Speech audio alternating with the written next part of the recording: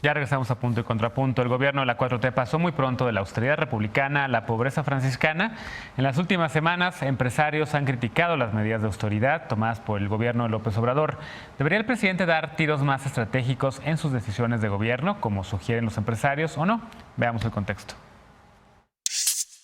Los empresarios pidieron al gobierno de Andrés Manuel López Obrador mesurar su política de austeridad. En su mensaje semanal, el presidente de la Confederación Patronal de la República Mexicana, Gustavo de Hoyos, señaló que hasta ahora solo se han implementado recortes indiscriminados al gasto público. No debe ser recortar por recortar. Las medidas de austeridad implementadas denotan una falta de visión de prioridades y de sensibilidad social. Dijo que las medidas tomadas hasta ahora afectan directamente el bienestar de la población, mientras que no se escatima en proyectos de dudosa viabilidad económica, social y ambiental. Son altamente cuestionables, como Tren Maya y la refinería de Dos Bocas. Señaló también que se han dedicado enormes recursos a programas sociales clientelares y asistencialistas que derivan en un uso irracional y poco efectivo de los recursos públicos, y que las inversiones del gobierno deben ser estratégicas. La Coparmex no es la primera en criticar la política de austeridad. El pasado 23 de mayo, Carlos Slim dijo que el gobierno federal se está pasando un poquito en cuidar el presupuesto y que se requiere, más que en ningún otro gobierno, una mayor inversión privada ante los bajos ingresos que se tienen por la venta de petróleo. La producción de petróleos mexicanos cayó 10.3% durante abril de 2019 respecto a 2018 y las exportaciones se redujeron un 19% respecto a abril de 2018. A fines de marzo, Ricardo Salinas Pliego, uno de los empresarios más cercanos a López Obrador, dijo que el presidente se equivocó al cancelar el aeropuerto de Texcoco. Aunque dijo que era político extraordinario y un tipo muy sensato, el mandatario promueve políticas condenadas al fracaso y proyectos de infraestructura con poco sentido comercial. López Obrador, cuyas relaciones con los empresarios nunca han sido fáciles, dijo entonces que con Salinas Pliego y con otros empresarios tiene una muy buena relación, pero no coinciden en todo y no es una relación de sumisión. Punto y contrapunto. Tercer tema a discutir esta noche. Creo que hay varias cosas que podemos poner sobre la mesa, ¿no? Una de ellas es la relación que tiene el presidente López Obrador con los empresarios, que desde que era jefe de gobierno aquí en la Ciudad de México, había quien decía que era una relación pues muy cercana, en específico a algunos empresarios, y que ahora que está como presidente con este consejo que hizo, también volvió a escoger simplemente a 8 o a 10. Y ahora pues tenemos a esta entidad, es la Coparmex y otras más, diciéndole al presidente, oiga, a ver, coincidimos en la estrategia, pero no en el método, ¿no? Coincidimos en que tiene que haber austeridad, coincidimos en que tiene que haber ahorro al gobierno, coincidimos que tiene que saber cómo gastar, pero no con las ocurrencias de recortar por recortar, como acaba de decir uno de ellos. ¿Cómo están viendo ustedes el tema? ¿Con quién quiere empezar esta vez? Ya Martín Vivanco ahora, a ver. Sí, Fernanda me va a regañar porque es que estaba ligado con el primer tema, pasó yo me quedé más callado, pero a ver, es que sí hay una distinción enorme que yo creo que conceptualmente no se ha entendido bien. Una cosa es austeridad, otra cosa es ahorro y otra cosa es recorte. Lo que hemos visto en los últimos meses es recorte, ¿no? Austeridad está perfecto, que les quiten los choferes, que les quiten las camionetas, que no vuelen en avión privado, que les quiten los seguros médicos privados, cuestionable, pero los comedores, los chefs, todo eso es austeridad, perfecto. Eso sí genera un efecto inmediato más allá de lo simbólico y eso va a generar ahorro, pero yo no quiero un gobierno que ahorre, o sea, porque este gobierno es de los que menos recauda, uno, y dos, es de los que menos gasta en toda la OCDE. Entonces, si ahorras para no gastar, tenemos un gran problema. ¿Qué es lo que pasa? Que López Obrador llegó con una expectativa enorme porque repitió la frase de los famosos 500,000 millones de pesos. Yo creo si la dijo 300 veces o 1000 veces durante la campaña, fueron pocas. Esos 500,000 millones de pesos no son parte de, no es tan fácil. No llegas y agarras 500,000 millones de pesos porque no estás subiendo impuestos, no te estás endeudando y el gasto programable del presupuesto no es más del 10 o el 15% de todo el PIB. Entonces, esos 500,000 millones de pesos no existen. Lo que estamos viendo ahorita son recortes con machetes, donde realmente le duele a la gente y lo vemos en distintas áreas. Empezamos, ¿no?, con salud. Que salud, o sea, independientemente de las versiones o no, Javi, nos hemos ¿qué tiene que ver enterado eso con los empresarios? No, es lo que está diciendo Gustavo de Hoyos. O sea, que ha habido recortes. ¿Por qué? Pues porque no hay medicinas, hay desabasto, todo lo que se quiera. Lo vimos en la contingencia ambiental, le bajaron el presupuesto a la CONAFOR, los incendios aumentaron. Lo vimos con lo del huachicoleo, hubo desabasto de gasolinas, se estaba peleando una buena causa, etcétera, hubo desabasto. Tú no puedes parar la acción de gobierno simplemente por no gastar y poner... Pues estábamos mejor con Peña. No, estábamos mejor gobernando, porque ya sabía que me iban a decir eso. No, entonces es que el PRI había corrupción, pero Pues lo que no, van a eso decir en 6 años, lo que van a decir otra vez el mantra, que también es una mentira, pues eran corruptos, pero sí sabían gobernar. Oye, no puede ser que en un país no haya corruptos que sí sepan gobernar. Eso es lo que se va a decir en 6 años. Esto no es gobernar. O sea, que no te lleguen medicinas, que no hay infraestructura, que los empresarios estén diciendo, por favor, gasta más. O sea, la Coparmex, ahora sí que un organismo de derecha, eso yo nunca lo había visto. No, hay mucha desinformación al respecto y también creo que las cosas están al revés. En el resto del mundo las élites económicas apoyan las medidas de austeridad. Pues claro, sobre por todo élites económicas acostumbradas a la innovación y a la productividad y a la no dependencia del dinero público. Lamentablemente nuestra élite económica, más allá de la productividad, que son casos excepcionales, ha dependido en muy buena medida de los contratos, de las licitaciones con el Estado y con el gobierno, y creo que ahí hay una parte del problema. Hay que hacer una diferencia entre austericidio, porque ese es el concepto que la izquierda demanda en Europa sobre todo, ¿no? Que es el aniquilamiento del Estado, el recorte, y medidas de austeridad, no para ahorrar, no para guardarse el dinero, sino para reorientarlo en gasto que sea redistributivo, que tenga efecto redistributivo entre la población y que sí esté enfocado en inversión pública que a la vez pueda detonar crecimiento económico. A mí me parece que las medidas de este gobierno precisamente son esas. A ver, pero la gran pregunta del gasto corriente a la inversión pública y a la redistribución del ingreso. Reorientando ese gasto, ¿pero a qué? Si me dices que a IMSS está bien, si me dices que el sector salud está perfecto, si me dices que educación, aplaudo. Pero si me dices que al proyecto del Tren Maya o si me dices que al proyecto de las refinerías, ahí perdón, pero vamos a armar la resistencia, porque ¿qué onda? Pues yo creo que ameritaría discutir uno por uno ambos temas, pero yo no veo de entrada por qué rechazarlos tajantemente.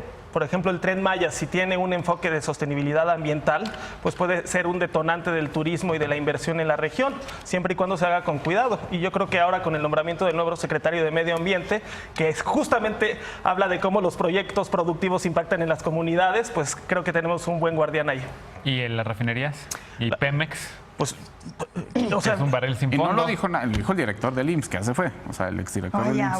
Bueno, ya Estefanía basta con la canonización de Germán Martínez. Muy bien, me cae muy bien. Creo que tiene razón en muy medida, pero también no se pasen.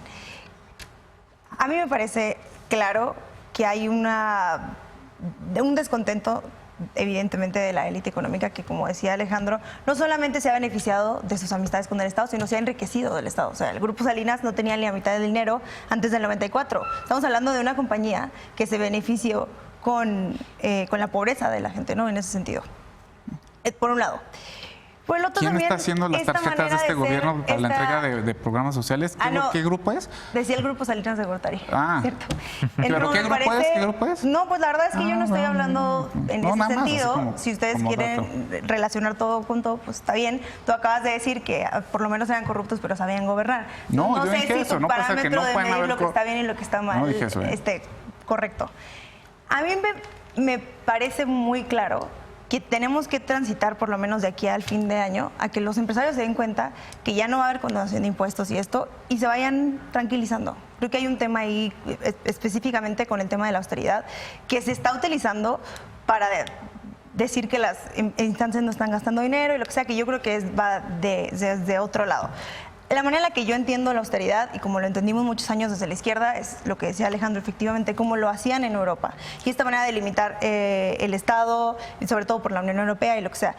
Y estamos viendo unos empresarios que de verdad yo creo que se están desnudando y están diciendo verdaderamente lo que son y que no pueden generar riquezas y que además están, si el Estado no les ayuda y que además están queriendo chantajear al Estado. Y yo creo que Andrés Manuel es un presidente muy fuerte en ese sentido y no va a dejar que exista más chantaje. Ahora, habría que tener los proyectos grandes de manera muy clara, sí, evidentemente, pero también pensar en la austeridad de manera tan simplista como ahorramos aquí para gastárnoslo acá, y si no lo gastamos acá, entonces la austeridad no sirve, pues también me parece muy peligroso. Entonces, es decir, no vamos a ahorrar nada, que se quede como está, porque no vamos a gastar más en otros lados. No me parece como lo que decíamos en el CONACYT, una cosa no va con la otra. O sea, pero yo justo creo que si se va a ahorrar en algo, tiene que ser para usarlo en algo que sea mejor. Claro, pero puede ser muchas tiene que cosas, ser no algo en específico. No, bueno, no ¿cuáles son? Lo que pasa ya es que no ahorita están hubo dando recortes becas, entonces en todo. Ya no ahorren nada de dinero. Salvo en la construcción del nuevo aeropuerto, en la construcción de Dos Bocas, y me parece que un poquito en seguridad, que ese es el único que hasta el momento me parecería como razonable, ¿no?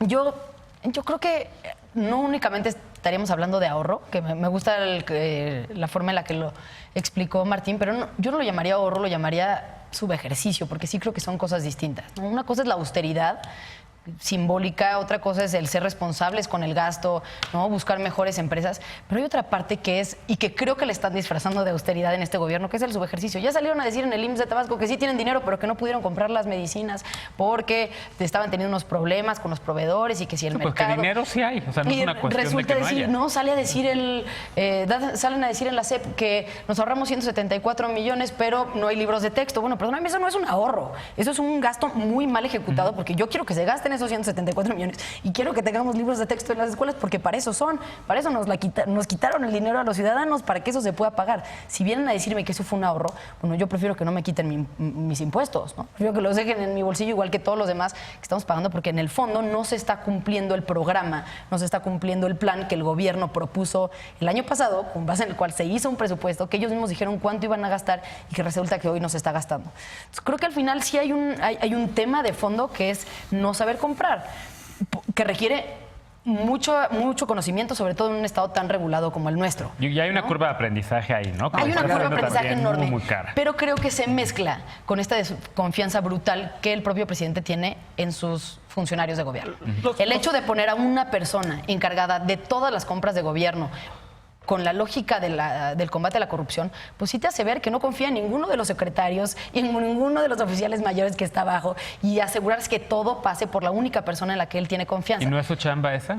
O sea, no tiene que cumplir con esa misión, en efecto, de desconfiar de todo el mundo para poder asegurar. Bueno, es que no creo que desconfiar de todo el mundo era, bueno, justo por eso, por esa desconfianza ganó la presidencia y entonces puso a la cabeza a gente en la que él sí confía. ¿Sí?